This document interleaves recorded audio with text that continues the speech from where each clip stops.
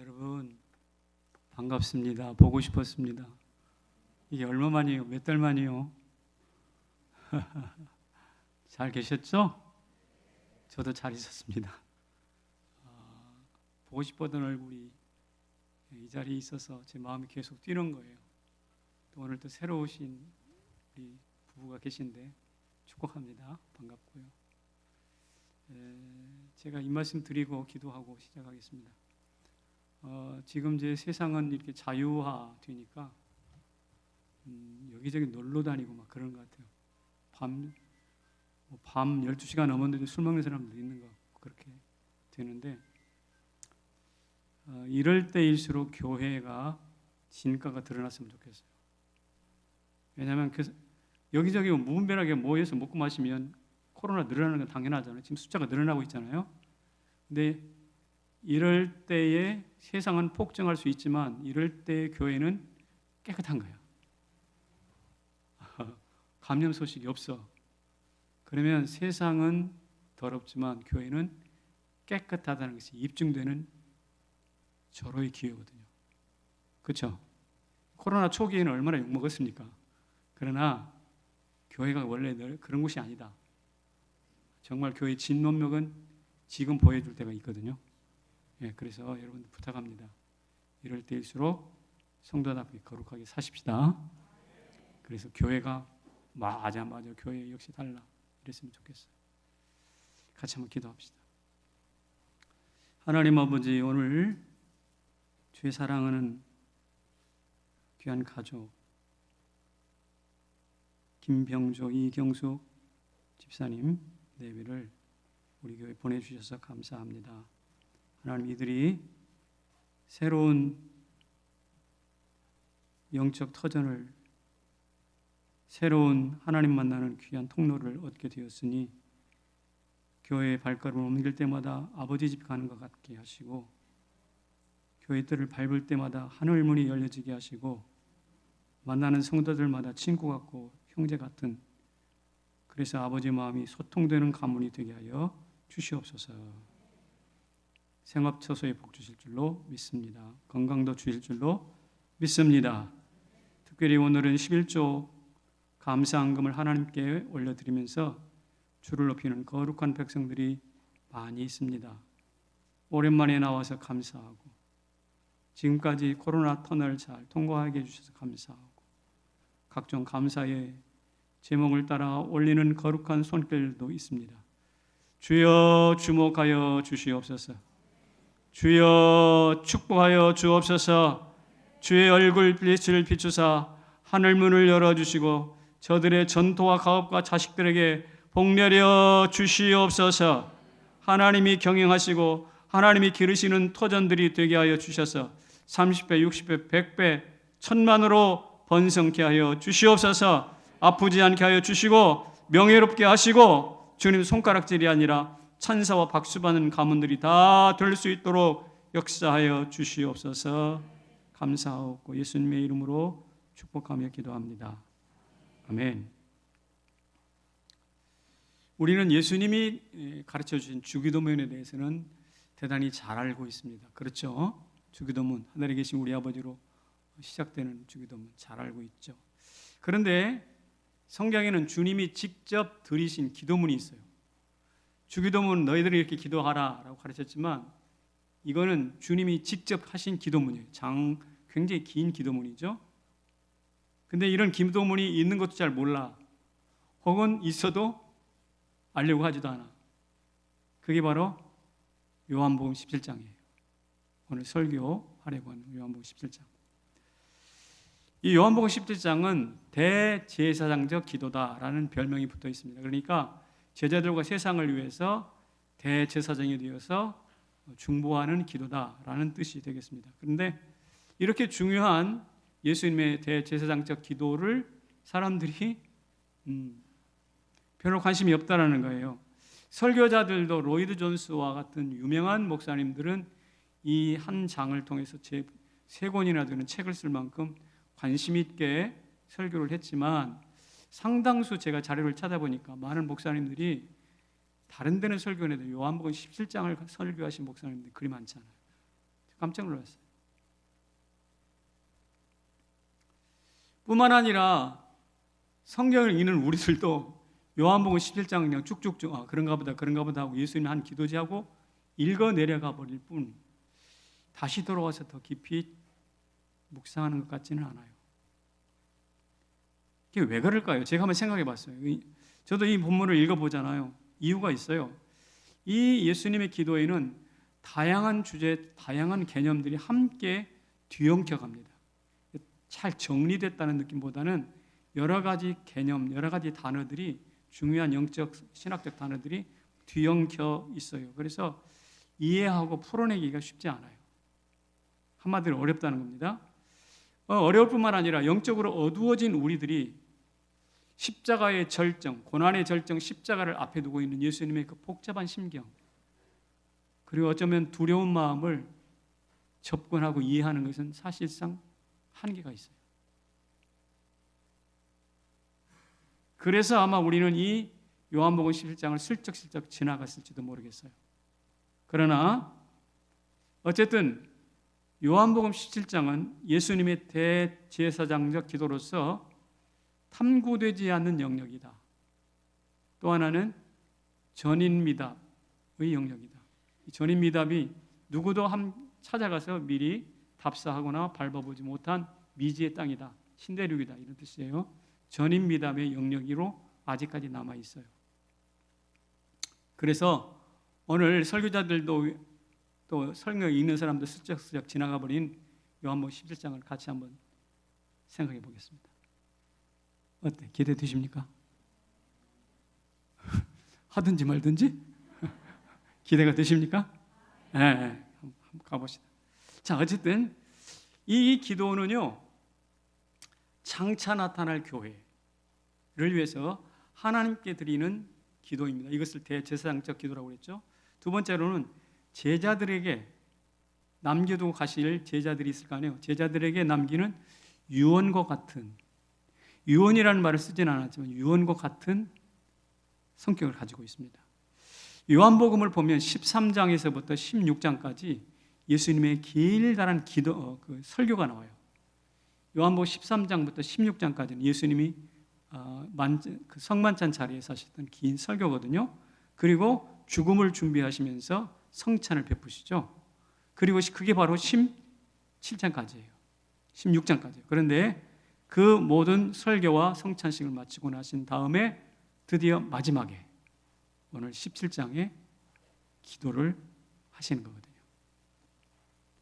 아마도 이 대제사장적 기도를 통해서 이 땅의 공생애의 공식적인 3년간의 공생애의 공식적인 마감이 이루어질지도 모르겠어요.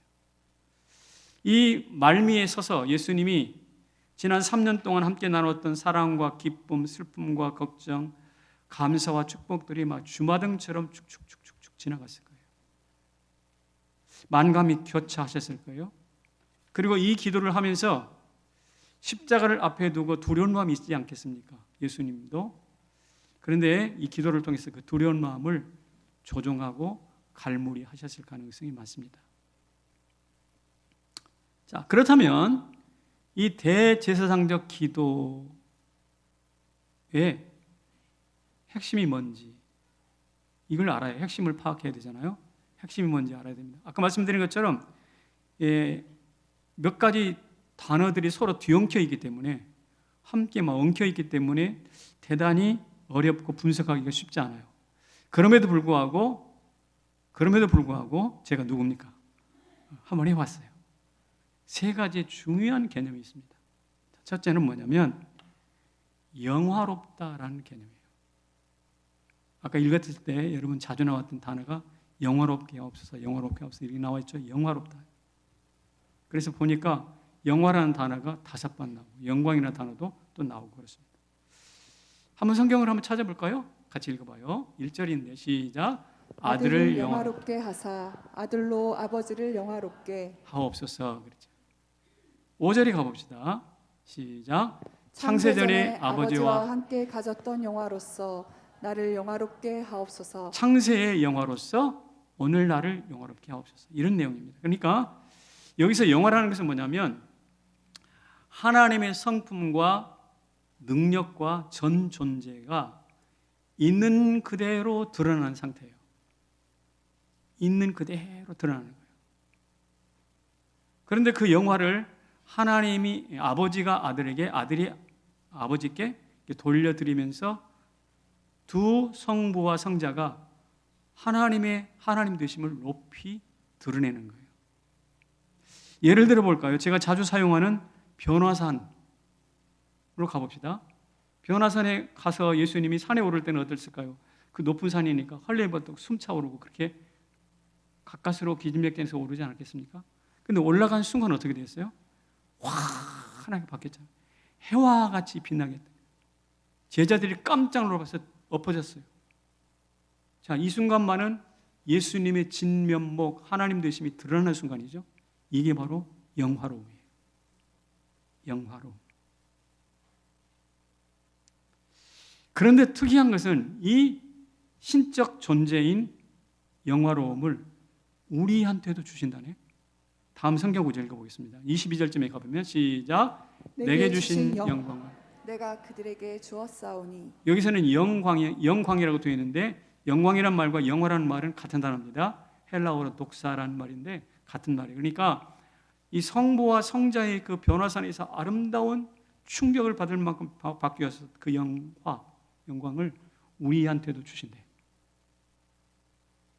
그래서 저와 여러분은 비록 초라한 예수님 안에 그 영광스러움이 숨겨져 있었던 것처럼 나사렛 촌놈 예수, 표현을 용서하고 들으세요. 촌놈이었던 예수님 안에 그 영광스러움이 하나님 되심이 숨겨져 있었던 것처럼 우리 안에도 그런 하나님의 영광이 숨겨져 있다는 사실을 믿으십시오. 왜? 그분이 영광을 주시니까. 할렐루야. 아, 그렇구나. 우리 하나님이 당신의 영화로움을 우리와 공유하시겠다라는 뜻에서 그들에게 내가 주었노니 라고 말씀하시는 거예요. 자, 그렇다면 이 영광을 조금이라도 맛본 사람들이 있을까요? 아까 변화산의 제자들 같이 영광을 조금이라도 맛본 사람이 있을 텐데 하나님의 영광을 맛본 사람들의 특징이 뭘까 한번 제가 생각해 봤어요. 뭘 것 같아요? 바로 이것입니다. 뭐요? 자랑하는 거예요. 이를테면 우리 아들이 사법고시 패스했어. 입 딱 닫고 있어요? 아니요. 시골에 가니까 프레카드 붙입니다. 동네 여기에다가 누구누구 뭐 면장 요사이는 면장이 돼도 그래요. 면장이 사법고시 합격. 대대적으로 광고합니다. 왜 그럴까요? 자랑하는 거예요. 이게 바로 영광이거든. 여러분 여쭤보겠습니다. 여러분 지난 코로나 기간 동안에 기독교인들이 많이 욕을 먹었는데 그럼에도 불구하고 여러분 하나님 자랑했나요? 대답 안 하네요. 성남제일교회 자랑했네요. 대답이 더 안 나오네. 여러분 기억하십시오. 자랑의 크기가 영광의 크기예요. 영광의 용량이 바로 내가 하나님께 대하여 가지고 있는 자랑의 용량입니다. 여러분 예배를 드린다고 나와서 이 예배에서 하나님을 자랑하지 않는다고 한다면 예배가 아닙니다. 자기를 묵상한다면 그 예배가 아니라고요. 자식이 아빠를 자랑할 때 혹은 아빠가 자식을 자랑할 때 뭐라고 할까요? 이렇게 해요. 우리 아빠 최고. 아까 일부 예배 때 어느 집사님 두 분께서 여기서 특송을 했거든요. 그랬는데 두 자녀가 저 2층에서 아빠가 특송하는 동안 내내 쳐다보더라고. 야, 우리 아빠 특송 잘하네 하는 느낌을 가지고. 그게 바로 뭘까요? 우리 아빠 최고 영광이요. 자랑하는 거잖아. 이 자리에 계신 사랑하는 성도 여러분, 우리가 하나님 앞에 하나님을 자랑함으로써 영광 돌릴 수 있기를 바랍니다. 자랑. 하나님 자랑하시면 좋아요. 하나님 자랑하시면 하나님이 여러분을 자랑하실 줄로 믿습니다. 그래서 저는 자랑할 때 이 찬송 불러요. 좋으신 하나님,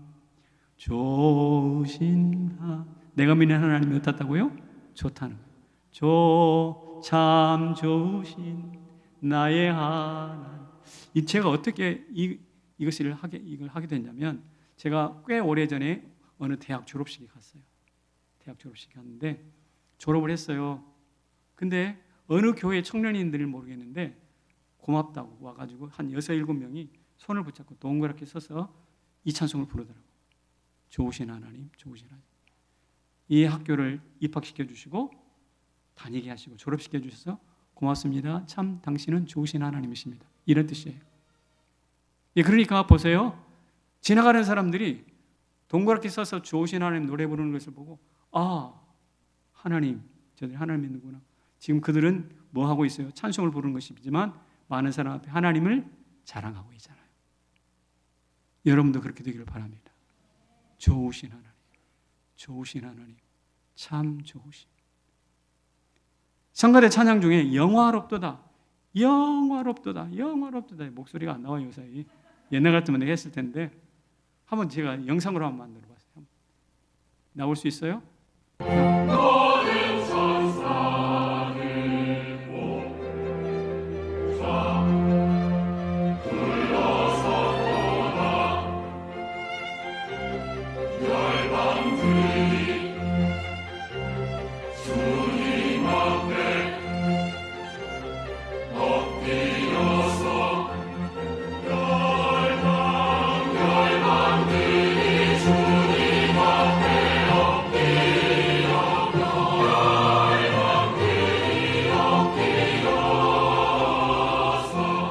여기까지. 요한계시록에 있는 이야기인데요. 모든 천사가 보좌에 둘러서 있고 모든 열방이 주 앞에 납작 엎드려 지는 거, 그 장면을 생각해 보시라. 이게 모차르트가 작곡했던 영화롭도다, 영화롭도다, 영화롭도다. 노래를 못 불렀으니 답답해 죽겠네. 영화롭도다, 영화롭도다, 영화롭도다. 왜 아픈 목을 붙들고 왜 이렇게 소리를 지르는 거예요? 왜 악기를 총동을 해서 이렇게 연주를 하는 거예요? 하나님 자랑하라는 거예요. 내가 믿는 하나님 보라는 거예요. 하나님은 영원하시다는 거예요. 예.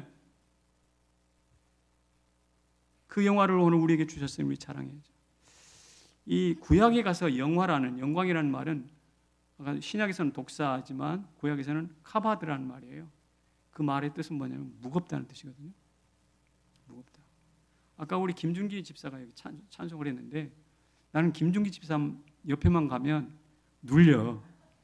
왜냐하면 거구예요. 거구. 당당해요. 근데 내가 이 당당한 김준기 집사 옆에만 눌리는데 하나님 앞에 가면 얼마나 눌릴까? 내 존재를 찾아볼 수 없을 만큼 눌리지. 지금 제가 무엇을 느끼고 있냐면 영광을 느끼고 있는 순간이에요. 그게 바로. 그래서 이 영광을 제대로 파악한 C.S. 루이스가 뭐라고 그랬냐면, 무슨 책을 썼냐면 영광의 무게라는 책을 썼어요. 영광이 뭔지 제대로 파악한 사람이죠. 우리 하나님께 영광 돌릴 수 있기를 축복합니다. 그런데 말입니다, 한번 생각해 보세요. 내가 지금 무거운 돌덩이로 가슴을 막 누르고 있다고 생각해 봐. 그럼 여러분 어떻게 할까요? 사람 살려, 사람 살려 절박하게 외치겠죠? 사람 살려, 사람 살려 절박하게 외칠 거예요. 바로 그러한 절박함과 간절한 외침으로 하나님은 영화롭도다, 영화롭도다, 우리 아빠 최고! 라고 노래하는 거예요. 자랑하는 거예요. 이 영광이 하나님뿐만 아니라 오늘 코로나 이후 처음 모이는 우리 모두에게 이 자리에 넘치시기를 축복합니다. 우리 주님이 무거운 십자가를 앞에 놓고 그 영광을 지금 제자들에게 나누어 주기를 원하는 거예요. 두 번째, 예수님의 대제사장적 기도의 특징이 이것입니다. 같이 읽어볼까요? 시작. 거룩하게 하는. 첫 번째가 영광이었으면 두 번째는 거룩이에요. 주님은 11절에서 거룩하신 아버지라는 말을 썼습니다. 그리고 19절에서 또 이렇게 말씀하세요. 시작. 내가 나를 거룩하게 하오니 이는 그들도 진리로 거룩함을 얻게 하려 함이니이다. 그러니까 11절에서 하나님을 거룩하신 아버지라고 불렀습니다. 그리고 내가 나를 거룩하게 하신대. 성자 예수께서 스스로 거룩하게 하신대. 그런데 이는 그렇게 하는 이유는 그들로 바로 오늘 성도들인 우리를 거룩하게 하기 위해서입니다. 아까 영화롭다 할 때도 성부와 성자가 스스로 영화롭게 하시잖아요. 서로 영화롭다고. 그런데 그 영화를 우리에게 주셨다고 그랬잖아요. 나누셨다고 그랬잖아요. 이 거룩도 마찬가지예요. 거룩하신 성부 하나님이, 거룩하신 성자 예수와 그 진리를, 거룩을 오늘 우리에게 나누어 주시는 모습이 똑같아요. 그러니 이것이 무엇일까요? 주의 보좌로부터 오늘 우리에게까지 흘러내려오는 거룩 대행진이에요. 거룩의 대행진. 이 거룩의 대행진에서 소외되는 사람이 없기를 바랍니다. 예? 여러분도 거룩하고 하나님처럼 거룩해지기를 원합니다. 그래서 주님이 내가 거룩하니 너희도 뭐하라? 거룩하라 라고 명령해 버리십니다. 그렇다면 여러분, 우리에게 거룩을 주셨다고 그랬는데, 그러면 아까 영화로운 사람, 영화를 맛본 사람들이 뭐 한다고 그랬죠? 자랑한다고 그랬죠. 이 거룩을 맛본 사람은 또 특징이 있다고. 그게 바로 이것이에요. 뭐라고요? 차별화. 뭔가 달라요. 세상과 다르고요, 주변과 다르고요, 이웃과도 다르고요, 과거와도 달라요. 선악관 평가 기준이 달라요. 삶의 방식이 달라요. 결정 방식이 달라요. 다윗이 골리앗을 보는 관점이 달랐잖아요. 다른 사람들과. 다니엘은 음식을 보는 태도가 달랐잖아요. 다른 사람들과. 그래서 이 다름이라는 것은 차별화가 된다는 것은 때로 핍박을 불러올 수도 있어요. 하지만 언젠가는 저 사람은 특별해. 이 다름이 특별함이 돼가지고 저 사람은 뭔가 달라라고 감동을 일으킨다니까. 응? 그런 차별, 특별함이 우리에게 임했으면 좋겠어요. 그게 바로 성경의 용어로는 뭐라고요? 거룩이에요.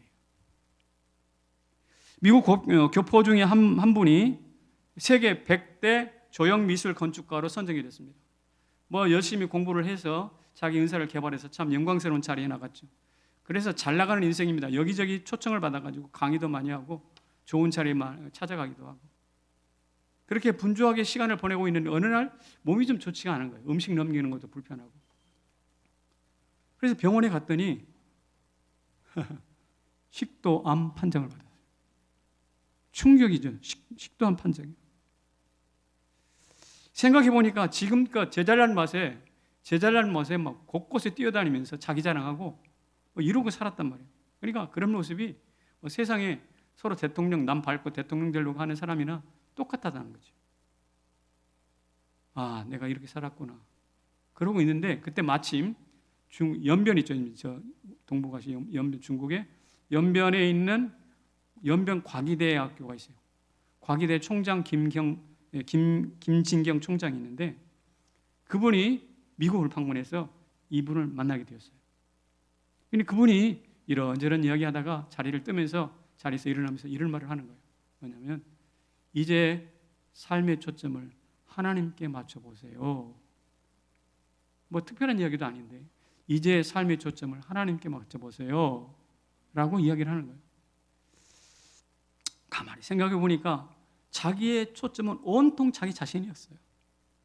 내가 얼마나 다음에는 무슨 상을 받을까, 다음에는 어떤 논문을 쓸까, 온통 자기에게만 시선이 멈춰져 있어요. 그래서 맞아요, 알겠습니다. 작심을 하고 자기 시선을 자기에서 띄어서 하나님께로 자꾸 끌고 갔어요. 하나님께 고정을 하자 드디어 보이는 게 있었다고요. 자기가 얼마나 교만이 아주 들러붙어 있는지, 교만딱지야, 교만딱지. 죄악과 교만으로 진창이 되어 있는 모습이 눈에 보이기 시작합니다. 그래서 울컥하면서 그때부터 다시 눈물을 흘리고 회개가 터지기 시작해요. 아침 먹고 회개하고, 또 점심 먹고 회개하고, 또 저녁상 바라보면서 또 회개하고, 회개가 이루어졌는데, 그렇게 시간을 보내다 보니까 음식이 넘어가네. 음식이 넘어가. 음식을 먹으니까 일어설 수가 있어. 일어서다 보니까 걸을 수가 있어. 그래서 조금씩 회복을 받기 시작했어요. 그러면서 그의 시선이 내가 시선을 어떻게 해? 내 시선이 머무는 곳이 어디지?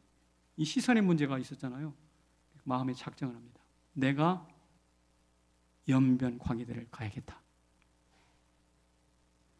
미국에 그 하는 걸 이뤄놨잖아요. 다 내려놓고 어떻게 해요? 어떻게 해요? 저 황량한 땅, 중국 땅, 그때만 해도 중국이 아주 형편없었는데 그 형편없는 중국 땅을 가야겠다라고 마음에 다짐을 하는 거예요. 그래서 그곳에 가가지고 건축과 교수로 살기 시작합니다. 그 이름 유명한 권길중 교수예요.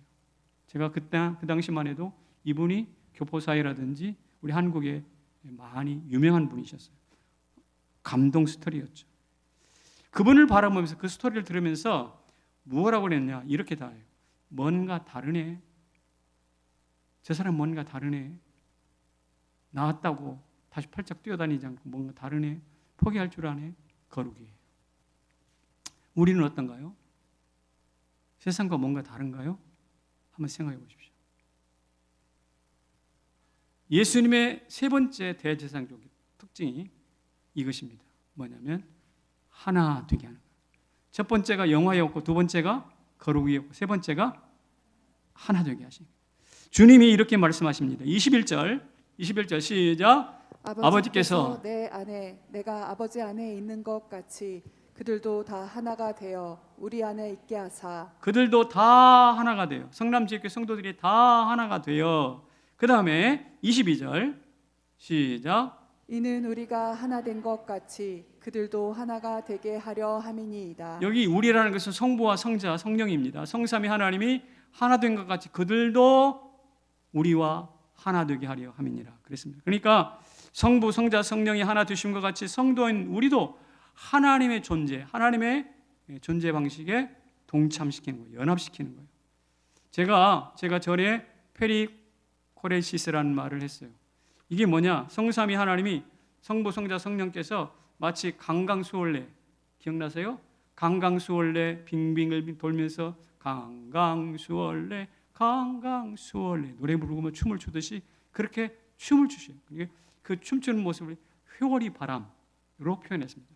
회오리 바람처럼 휘 불면서 하나님의 영광이 막 휘돌아 갑니다. 이게 하나님의 성삼위 하나님의 거룩한 춤인데 그것이 바로 죽이는 춤이 아니라 살리는 춤, 생명의 춤, 기쁨과 감격의 춤인데 그 춤 사이에 우리를 어떻게 하는가?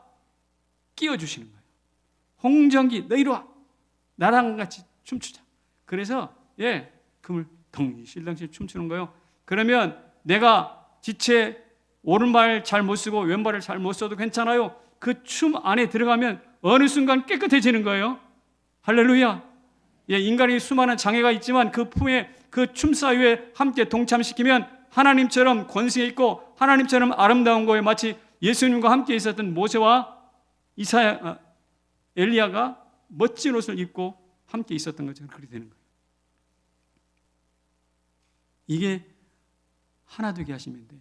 예수님이 그런 간절한 소망으로 하나님 이런 춤 사이에 저들을 오고 오는 교회를 동참시켜 주시옵소서.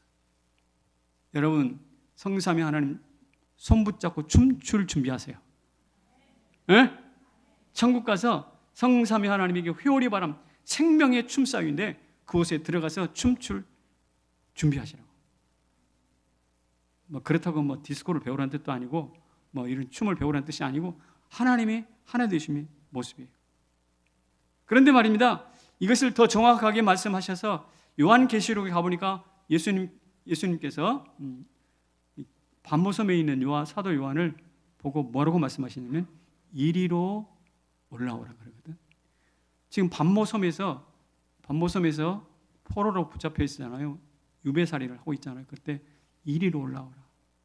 이제 섬이 아니라 천상의 세계로 올라오라는 거죠. 그래가지고 드디어 요한계시록이 신비로운 예언들이 펼쳐지고 신비로운 예언들이 펼쳐져요. 이게 하나됨이 누리는 은혜들이에요. 함께 춤추죠.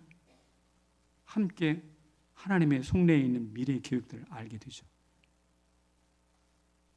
너무나 멋진 일이에요. 근데 이렇게 하나님의 속내를 알게 되면 우리 안에도 특징이 하나 나타나. 하나됨의 특징이 뭘까요? 자, 아까 거룩하면 뭐 한다고 그랬죠? 차별화된다. 세상과 달라진다고 그랬죠. 영화로우면 어떻게 된다고 그랬죠? 하나님 자랑한다고 그랬죠. 하나님과 하나가 되면 어떻게 될까? 이것도 특징이 있어. 이렇게 됩니다. 아멘을 잘해. 왜? 다르지 않으니까. 하나님의 생각과 내 생각이 같으니까. 하나님의 계획을 내가 이미 아니까. 그래서 no, 아니야, yes, 항상 아멘, 아멘 합니다. 제가 볼 때 성경은 아멘의 기록이에요. 사라를 보세요. 자기 남편이 자기를 애고방한테 팔았잖아요. 그것도 2번씩이나 팔았잖아요. 팔아버렸는데 여러분 같으면 가만히 있겠어? 와가지고 당신 뭐야? 난 남편 맞아? 생 난리를 쳤을 거라고. 그런데 성경에 그런 말이 아무것도 없어. 어떤 일에든지 아멘이야. 어떤 일에든지 아멘이야. 사람만 그랬나요? 그의 며느리도 그랬어요. 리뷰 가보세요. 한 번도 본 적이 없는 남자, 자기 남편 이삭 한 번도 본 적이 없어. 그런데 한 번도 본 적이 없는 그 남자, 미지의 남자의 아내가 되기 위해서 서슴없이 길을 떠나. 뭡니까? 아멘이 없으면 안 되는 거예요, 이거. 그렇잖아요. 성경은 아멘의 역사예요. 예수님 십자가를 앞에 놓고 그러나 이렇게 기도하죠. 내 뜻대로 마옵시고 아버지의 뜻대로 하옵소서. 하나님 아버지께 절대적인 아멘을 드리는 거잖아요. 예수님을 배반하고 가서 낚시하고 있던, 고기 잡고 있던 베드로에게 찾아가서 네가 나를 사랑하느냐? 말씀하시면 내 양을 먹이라. 여러분 양 한 마리 함부로 내줘요? 아니 그렇지 못하잖아요. 그럼에도 불구하고 내 양을 먹이라. 이 말은 뭐냐면 나는 너를 신뢰해. 나는 너를 인정해. 나는 네가 나를 부인했으니까 no가 아니라 그럼에도 불구하고 너는 나에게 yes야. 예수님이 보냈던 최고의 아멘입니다. 이처럼 아멘은 한번 읽어볼까요? 아멘이 뭘까? 시작. 하나님과 하나 되어 춤추고 먹고 마시는 축제에 참여하는 도구예요. 도구예요. 코로나 이후 더 강한 교회 되게 했다고 계속해서 제가 강조하고 여러분도 그렇게 기도하셨잖아요. 그럼 구체적으로 어떻게 할 건데? 구체적으로 뭐 어떻게 해서 강의할까? 너무 쉬워요. 아멘 하면 돼요. 말씀에 아멘 하시길 바랍니다. 심지어 그것이 옳든 그른 내 이성을 초월하는 영역에 있다 하더라도 아멘 하시라고요. 여성들 자기를 팔아먹은 남편에게 아멘 할 수 있다면 그런 여자는 없어요. 근데 그걸 했거든. 오늘 그 정도의 아멘이 우리를 통해서 나타날 수 있기를 주의 이름으로 축원합니다. 저는 한때 설교를 제가 잘한 것도 아닌데 설교 끝마다 아멘, 아멘 하시는 분들이 계셨어요. 근데 저는 그것이 굉장히 부담스러웠어요. 왜냐하면 굉장히 이렇게 좀 신중하지 못하다는 느낌을 받았는데 베레아 교회 성도들은 하나님 말씀을 가르치면 이게 정말 그러한가 하여 찾아봤다고 연구했다고 그랬거든요. 제가 설교를 하면 여러분들도 정말 그러한가 하여 좀 찾아봐야 되는데 그렇지 않더라고요. 제가 그 당시는 굉장히 부담스러워했어요. 네, 한마디 끝나면 아멘, 한마디 끝나면 또 아멘. 그런데 지금은 좀 생각이 바뀌었어요. 아멘을 너무 안 하는 거라. 제가 설교를 은혜롭지 못해서 그런가 지금 아멘이 너무 없는 거야. 그리고 지금 보니까 아멘은, 이 아멘이라는 것은 내 판단의 영역이 아니에요. 하나님의 판단이기 때문에 하나님께 대한 절대 신뢰를 드리는 것이기 때문에 범사에 아멘이라고 하는 것이, 그렇게 할 수 있는 것이 실력이라고, 그게 믿음이라고. 사랑하는 성도 여러분, 우리도 그렇게 되기를 주의 이름으로 축원합니다. 코로나 이후 더 강해지는 교회 뭘로? 아멘으로. 그렇게 되기를 축복합니다. 2층에는 아멘 안 하시네. 우리 황 장로님 아멘? 대해서 감사합니다. 할렐루야. 여러분, 아멘으로 하나님과 하나 된다고 그랬잖아요. 맞습니까? 그렇다면 누가 꺾어요? 그 사람을 누가 비난할 수 있겠어요? 저는 이렇게 생각합니다. 아멘으로, 우리가 아멘 하면 우리의 인생을 하늘에 거는 걸 거야. 제가 지난주 하늘에 거는 인생 이야기했죠. 우리 인생을 아멘으로 하늘에 걸어. 그러면 누가 와가지고 떨어뜨리고 누가 와서 망가뜨릴 수 있겠어요? 하늘에 걸려 있는데. 이런 은혜가 우리 모두에 있기를 주의 이름으로 축원합니다. 제가 지금까지 대제사장 기도 세 가지 특징을 말씀드렸어요. 첫째, 영화롭게. 두 번째, 거룩하게. 세 번째, 하나 되게. 자, 그런데 이 세 가지의 깊은 맛을 받아 누린 성도가 있다면 정말 얼마나 좋을까? 얼마나 좋을까? 제가 설교를 준비하면서 성남제일교회가 이 세 가지 맛을 경험하는 교회가 된다면 정말 좋겠다. 그런데 뭐가 좋은데 구체적으로? 이 세 가지의 은혜를 누리면 뭐가 좋은데? 그런 생각이 딱 떠올랐어요. 성경에 또 답이 있어요. 오늘 요한복음 17장에 답이 있다고. 바로 이것입니다. 최고의 보존 가치를 지니게 돼요. 최고의 보존 가치를 지니게 된다고. 새마을 금고 광고 문구에 이런 게 있어요. 가치해요. MG와 가치. MG는 새마을 마을 금고인가 봐요. 맞아요? 한 번쯤 보셨죠? 가치해요. 가치 있는 일. 가치해요. MG와 가치. 한마디로 우리를 좀 돈 받게 믿고 돈 투자해 달라 뭐 이런 이야기도. 우리한테 돈 빌리러 오세요. 뭐 이런 뜻을 담아 있겠죠. 그래서 제가 이렇게 속으로 답변했습니다. 나는 하나님과 같이 합니다. 이 아는 사람은 무슨 뜻이냐 아는 사람은 아멘이 나오는데 어쨌든 여러분 보세요. 금이 왜 인기가 있을까요? 시간을 초월한 보존 가치가 있기 때문에 그렇잖아요. 금땡이는 미국에 가서도 어서 오십시오. 스위스, 유럽에 가서도 어서 오십시오. 어디든지 통한단 말이에요. 성도도 마찬가지. 성도도 이 땅에서뿐만 아니라 하늘나라에 가서도 통한다 이 말이에요.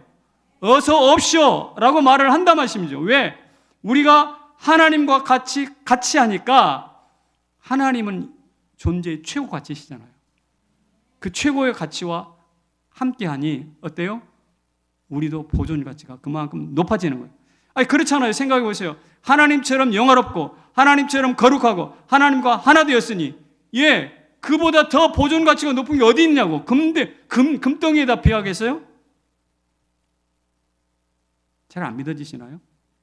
제가 성경 구절 하나 보내요. 시편의 16편에 있습니다.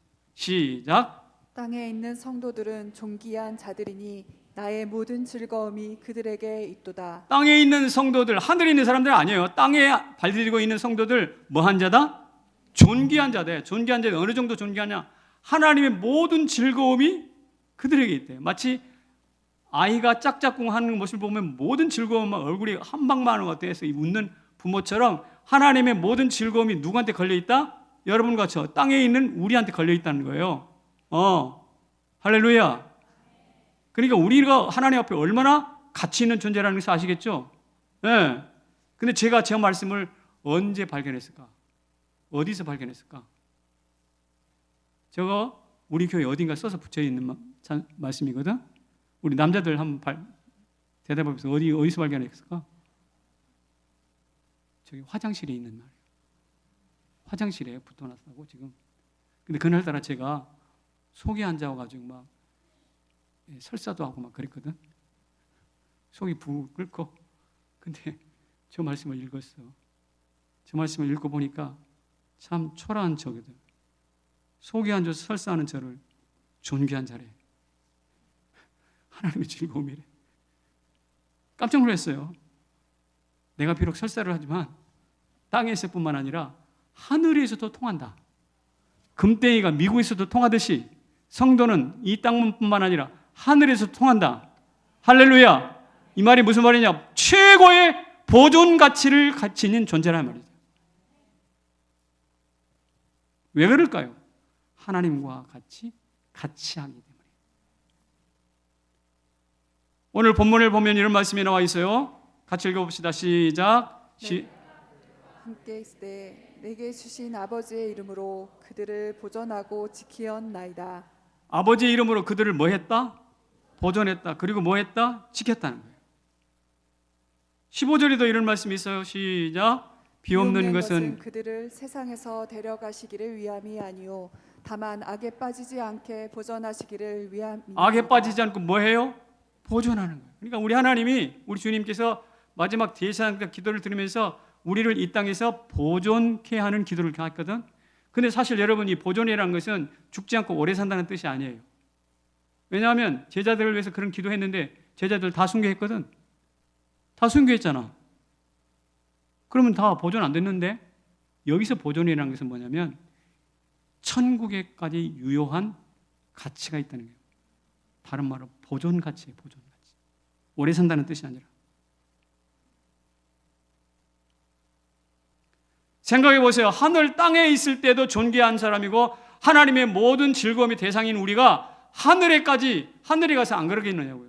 그래서 주님이 이런 말씀하셨어요. 요한복음 12장인데 같이 읽어봅시다. 시작. 세상에서 자기 생명을 미워하는 자는 영생하도록 보존하리라. 뭐하리라? 보존하리라.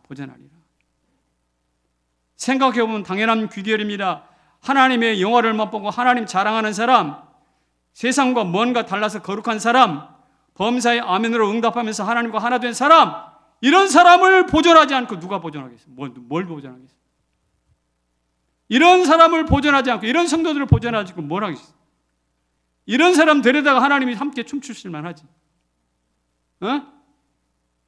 할렐루야. 저는 여기까지 설교 준비를 하면서 대단히 기뻤어요. 와, 우리가 이렇구나. 야, 성도가 이런 존재구나. 보존 가치가 있네. 나는 천국에서 통하는 사람이야. 이런 생각을 했는데, 그렇다면 질문이 하나 있어요. 그렇다면 우리가 보존될 사람들인데, 그 보존될 몸을 가지고, 보존될 하나님의 생명을 가지고 이 땅에서 어떻게 살아야 하지? 라는 질문이에요. 이 질문에 답을 하지 않으면 우리 아버지가 부자인데 재벌인데 너 뭐야 하면서 남한테 가가지고 막 살면서 뺨 때리고 집 밟는 것과 똑같아요. 그래서는 안 되잖아요. 그래서 한번 읽어봅시다. 시작. 어디서 무엇이 되어 만날까? 어디서 어떻게 살다가 어떤 모습으로 내가 만나게 될까? 하나님을. 이게 중요한 과제로 떠올랐어요. 틴데일은 최초 영어 성경을 번역한 사람으로 남았습니다. 존 버녀는 철로역정이라는 작품을 남겼습니다. 오카노 목사님은 제자훈련을 남겼습니다. 조영기 목사님은 세계 최대의 교회와 삼박자 축복을 남겼습니다. 미국의 평신도 풀러라는 사람은 한국 유학생들이 가장 많이 가서 공부하는 풀러 신학교를 남겼습니다. 그렇다면 우리는 보존 가치가 탁월한 존재들인데 이 땅에 무엇을 남길 것이냐? 무엇을 남겨서 우리 하나님으로 보존하게 하실 것인가? 이거 대단히 중요한 문제예요. 여러분, 이 보존된다는 것은 기쁘기도 하고 두렵기도 해요. 좋은 일로 보존된다는 것은 차라리 기쁜 일이겠지만 악한 일로, 기억하고 싶지 않은 일로 보존된다, 기억된다? 그거는 부끄러운 일이에요. 악당이에요. 그래서 나는 어디서 무엇이 되어 남게 될까? 보존될까? 대단히 심각한 질문이에요. 어느 한 목사님이 이런 말을 했습니다. 나는 이렇게 남고 싶다. 같이 읽어봐요. 시작. 나는 하나님의 시, 하나님은 나의 스토리. 이게 뭔가? 여러분, 시인이 어느 날 끼적끼적 해가지고 한 5분 만에 시 쓰나요? 아니요. 고치고. 어떤 사람은 한 편의 시를 쓰는데 10년 이상 걸린 사람. 그러니까 모든 것 핵심을 모으고 압축해서 나오는 게 시거든요. 나는 하나님의 그런 시와 같은 존재이기를 원한다는 거예요. 와, 그 전능하신 하나님이 압축해서 딱 결론을 냈는데 그게 홍정기야. 너무 멋지지 않나요? 그리고 하나님 나의 스토리라는 것은 뭐냐면 홍정기가 나의 삶을 이렇게 씁니다. 제가 자선을 써서 홍정기 자서전. 그런데 자서전을 막상 읽어보니까 홍정기 이야기가 아니라 홍정기를 위해서 일하셨던 하나님 이야기가 다 들어있는 거야. 그러니까 그 홍정기 자서전은 누구에 대한 이야기냐면 하나님 스토리게. 와, 이게 바로 뭐냐? 하나님은 나는 하나님의 시고 하나님은 나의 스토리가 된다는 그 진정한 뜻이거든요. 나는 이 목사님의 소원을 참 소중하게 생각합니다. 나를 한 편의 시 스토리로 보존할 수 있다고 하면 얼마나 행복하겠어요. 하나님, 저도 그렇게 되기를 소망합니다.